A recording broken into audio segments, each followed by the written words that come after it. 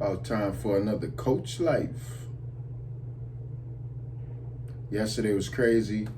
I hope today is blessed up. Yesterday it was raining and lightning and so much work, and we had a wild basketball game, and then I missed the championship game with my OG squad, so I didn't get to hoop. And when I got home, it was just raining. I seen like a flicker. I was like, what's that? Because I got the skylights. I seen a flicker. I was like, oh, my light about to go out. And then that's funny. I just got a text. They talking about they got the chip for me. Yeah, let's do it. I said, oh, what's that? And then it was like, boom, boom, boom, boom. I said, oh, nah. I had a fork in my, I said, nope, put that down. Whew. Light, I don't know, something about lightning. It just make me real tighten up. But there was a lot yesterday which kind of reiterated what was happening the day before. And the conversations I was having during the day, everyone was tired. It just so happened that people very close to me, women, it was that time of the month for them.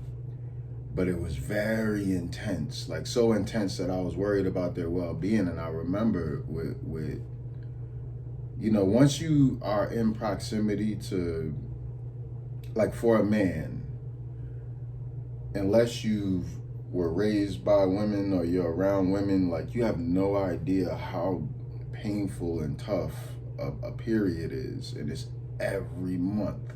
Some women, you know, obviously there's a spectrum. It's not that for everyone, but for a lot of women, it is excruciating. And just recently, it's just come up. At yesterday, it was almost like the universe was saying, yo, pay attention to what's going on, right? And so I was building, and I had this conversation before. It's like, how is there not sick leave type of time for women every month to just deal with that, you know?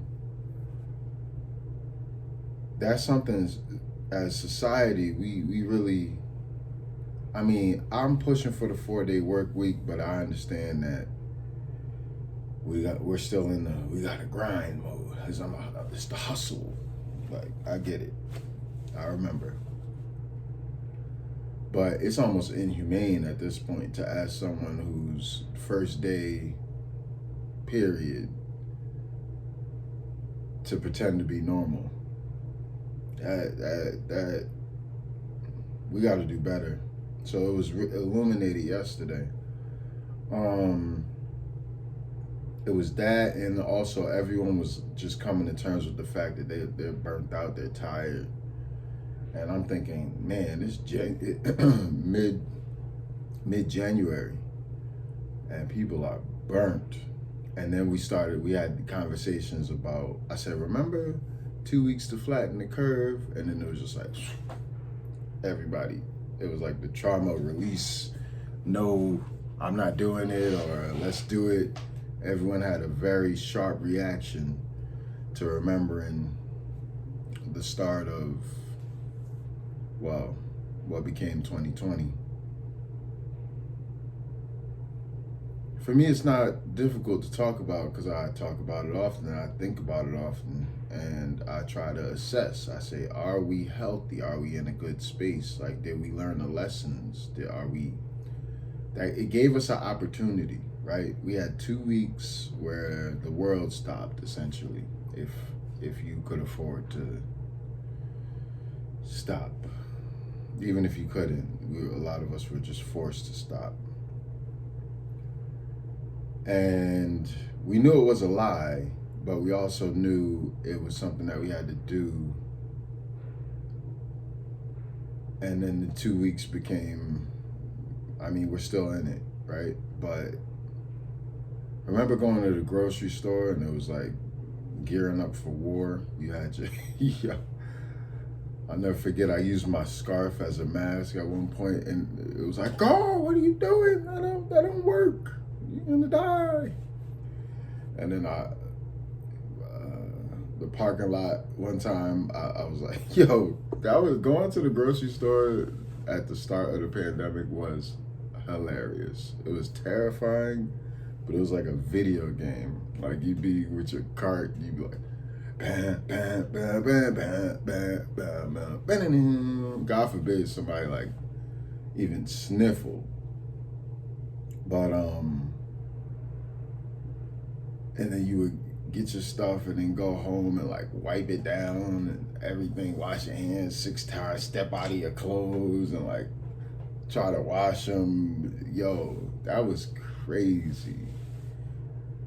And so I've learned from being a maniac over the last 40 years, maybe not 40, but like 30, I've learned that I can no longer afford to not process my emotions. So I can't afford to pretend I don't feel or remember or whatever. So when things pop up, I deal with it. I felt all of these things and I was like, wow, this is nuts. And I'll never forget, I ran into a guy, good guy on the island, flawed just like the rest of us, but I feel to know his heart and think he's a good guy. Every time we talk, it's real. He does stuff that's for the community. Like, I rock with him. But something came up on Facebook where he was painted as a racist, and I don't even, honestly, I didn't see the post or whatever people were talking about, but he was distraught. It was probably supporting Trump or something like that. But anyways, I caught wind of it, and I caught up. I was leaving the grocery store, and he was coming in, and I ran into him in the parking lot. And he gave me a little, like, you know, we were happy to see each other or whatever. And then he gave me a little rundown of the situation, but not too much. But he was just hurt. He was, like, destroyed by it. And I was telling him, like, yo, I mean, people gonna do what people do. Like, it's human nature. Like, don't worry about sidedness stuff. Like, as long as you're a good person, it is what it is. And he was like, man, I just want to give you a hug. And now, mind you, this is like in the height of the thing. And I was like, And so we dapped and hugged, right? Yo, I had to call my partner and be like, it was almost like I cheated. Like, it was that serious. I was like, I gotta tell you something. I hugged the racist.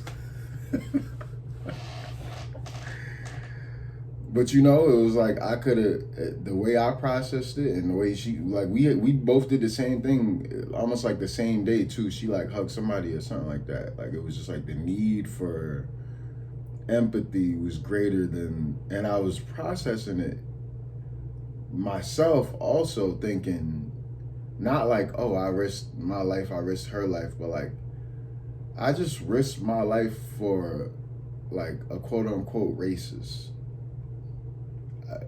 That's not how I saw him, but it's like, what compelled, and then I realized in the moment that we risk our lives all the time or quite often, way more than we want to admit.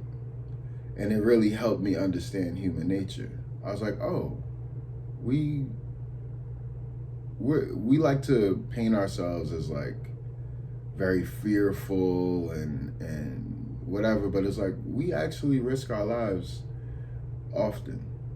And it was like a healthy realization for me. So anyways, we're doing a lot of processing, and I was just watching the AI video, and I figured, well, let me just share a little bit of the process from the last few years. And as a whole, I think we can do a lot better with empathizing across the board.